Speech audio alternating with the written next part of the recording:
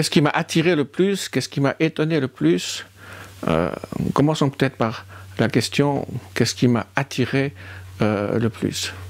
Ce qui m'a attiré le plus chez saint Thomas, c'est la force de la synthèse, c'est-à-dire la capacité de répondre ou de proposer une réponse à une question théologique en peu de mots et avec une très grande profondeur. Et ça, dans une profonde attention à l'écriture sainte et à l'héritage patristique. J'ai remarqué aussi assez rapidement que la théologie de saint Thomas était est une théologie qui me permettait de passer sans schizophrénie, sans séparation, de passer de la salle de classe à ma chambre ou mon bureau d'études, et de là à la chapelle, puis à la vie commune de dominicains, sans rupture. La théologie de saint Thomas est une théologie, et ça m'a beaucoup frappé, et ça dès le début. Une théologie avec laquelle on peut prier et avec laquelle on peut vivre. C'est-à-dire une théologie qui n'est pas seulement une nourriture de la pensée, mais qui est aussi une nourriture qui prépare à la prière et qui soutient la vie commune et qui, bien sûr, nourrit ensuite le ministère et la prédication. Donc, pour résumer en un mot, je dirais que ce qui m'a séduit dans la théologie de saint Thomas, c'est à la fois sa profondeur et son enracinement dans les sources de la théologie, sa recherche rigoureuse de la vérité et sa force unificatrice pour une vie. Pas seulement pour la pensée, mais pour une vie. Alors, qu'est-ce qui m'a étonné le plus? Premièrement, ce qui m'a étonné, c'est la multiplication des questions.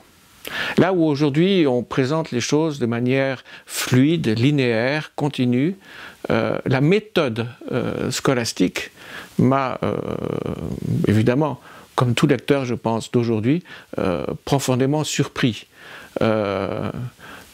Des ouvrages tels que la Somme de théologie ou le commentaire des sentences sont une véritable forêt.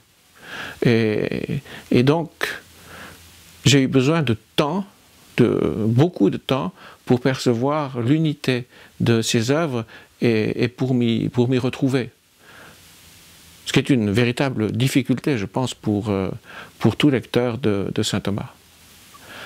Ensuite, ce qui m'a étonné, c'est l'usage des ressources philosophiques, qui n'est pas tout à fait identique à l'usage qu'on en fait dans la théologie aujourd'hui. Saint Thomas met la philosophie au service d'un propos théologique et il lui donne dans sa réflexion théologique toute sa cohérence propre, il la développe. C'est une philosophie qui est à la fois une philosophie reçue et une philosophie qu'il élabore lui-même. Saint Thomas, d'un côté, fait référence à des philosophes, mais de l'autre côté, comme théologien, il fait de la philosophie.